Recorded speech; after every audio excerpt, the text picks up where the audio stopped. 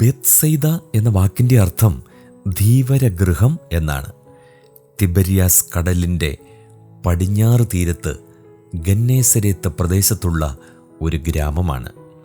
Tiberius കടലിന് ഗലീല കടൽ എന്നും പറയുന്നുണ്ട്. യോഹന്നാൻ 1-ാം അധ്യായം 44-ാമത്തെ വാക്യം, 12-ാം അധ്യായം 21-ാമത്തെ വാക്യം. 5 അപ്പവും 2 മീനും കൊണ്ട് 5000 പേരെ അത്ഭുതകരമായി പോഷിപ്പിച്ച ശേഷം യേശു തൻ്റെ ശിഷ്യന്മാരോട് പടകിൽ കയറി ബേത്സൈദയ്ക്ക് പോകുവാൻ പറഞ്ഞു. മർക്കോസ് 6-ാം അധ്യായം 45 മുതൽ 53 വരെ. യോഹന്നാൻ സുവിശേഷത്തിൽ 6:17 അവർ പടക് കയറി കഫർന്നഹൂമിലേക്ക് യാത്രയായി എന്ന് കാണുന്നുണ്ട്. ഇതിൽ നിന്ന് കഫർന്നഹൂമിനടുത്തുള്ള ഗ്രാമമാണ് ബേത്സൈദ എന്ന് മനസ്സിലാക്കാം. ഈ ഗ്രാമത്തിലെ പ്രധാന തൊഴിൽ മീൻപിടുത്തമായിരുന്നു. പത്രോസും അന്ത്രയോസും ഫിലിപ്പോസും ബേത്സൈദയിലുള്ളവരായിരുന്നു. യോഹന്നാൻ 1:44, 12:21. ഇവരുടെ വീട് കഫർന്നഹൂമിലെ പള്ളിയുടെ അടുത്തുമായിരുന്നു. മർക്കോസ് 1:29.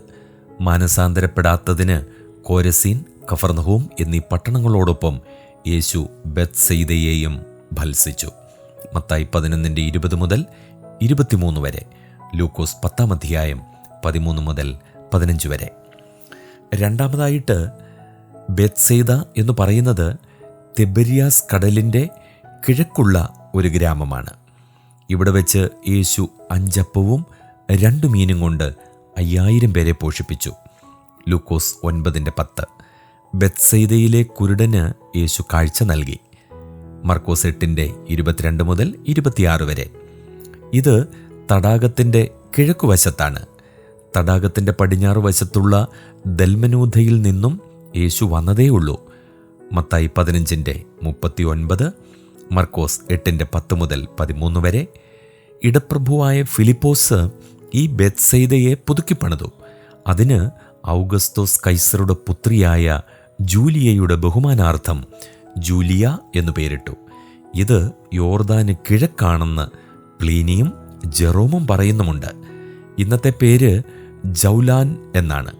ചിലരുടെ അഭിപ്രായത്തിൽ യോർദാന് കിഴക്കുള്ള ഏറ്റൽ ആണിത്. സുവിശേഷങ്ങളിൽ നിന്ന് ബേത്സൈദയെക്കുറിച്ച് ലഭിക്കുന്ന വിവരങ്ങൾ ഞാൻ നേരത്തെ പറഞ്ഞവയൊക്കെയാണ്. യോർദാൻ നദിക്ക് കിഴക്കും പടിഞ്ഞാറും ബേത്സൈദയുണ്ട്. യേശു 5000 പേരെ സംതൃപ്തരാക്കിയ ബേത്സൈദ യോർദാൻ നദിക്ക് കിഴക്കാണ്. ഈ സംഭവത്തിന് ശേഷം ശിഷ്യന്മാരെ അക്കരെ ബേത്സൈദയ്ക്ക് പോകാൻ യേശു നിർബന്ധിച്ചു. മർക്കോസ് 6:45. ഇതിൽ നിന്നും നദിക്ക് പടിഞ്ഞാറുള്ള ഭാഗത്തിന് ബേത്സൈദ എന്ന് പേരുണ്ടായിരുന്നതായി തെളിയുന്നു. ഫിലിപ്പോസിനെ ഗലീലയിലെ ബേത്സൈദക്കാരൻ എന്ന് വിശേഷിപ്പിച്ചിട്ടുണ്ട്. ഗലീല ജില്ല യോർദാൻ്റെ കിഴക്കു ഭാഗത്തേക്ക് വ്യാപിച്ചിരുന്നതായി കാണുന്നുമില്ല. യോർദാൻ നദി ഗലീലക്കടലിൽ പ്രവേശിക്കുന്ന സ്ഥലത്ത് അക്കരെയും ഇക്കരെയുമായി ബേത്സൈദ കിടന്നിരുന്നു എന്ന് കരുതുന്നതിലും അപാകതയില്ല.